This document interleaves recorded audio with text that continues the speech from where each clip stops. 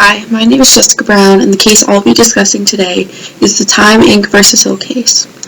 This case, according to our Pember and Calvert textbook, was the first mass media invasion of privacy suit ever to be heard by the United States Supreme Court. The background of the story is as follows. In 1952, James Hill, his wife, and their 5 children were held hostage in their home in White Marsh, Pennsylvania for 19 hours. The assailants were 3 escaped convicts that chose the home at random. No one within the family was harmed, however 2 of the 3 escapees were killed in a violent brawl with police once they left the Hill residence. From the incident, Joseph Hayes, an author, wrote and published a novel claiming to be based on the event. Later, his novel was turned into a play titled The Desperate Hour, which would premiere on Broadway, in which the Hill family was portrayed as the Hillard family. Time magazine had written a feature in their magazine about the play, saying that it was a reenactment of the events that had taken place in the Hill household, which is actually false.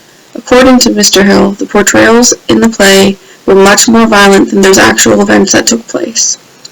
It went as far as to even taking the actors to the Hill's previous home, which they had since vacated due to privacy reasons, and taking photos for the Time magazine publishing.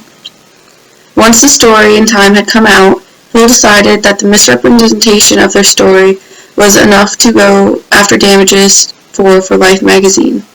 He sued on the basis of invasion of privacy due to believing Time had used the Hill name for trade purposes and placed them in a false light. False light being that portion of privacy law that prohibits all publications or broadcasts that falsely portray an individual in an offensive manner. When taken to the New York State Court, the Hill family won money damages. Time then appealed to the United States Supreme Court, who sent the case back for another trial. Justice William Brennan, who was in charge of this case, declared the Hill name was not used for trade purposes after a 5-4 ruling, which overturned the original ruling. But how does this apply to communications? Freedom of speech is the biggest factor brought into question here.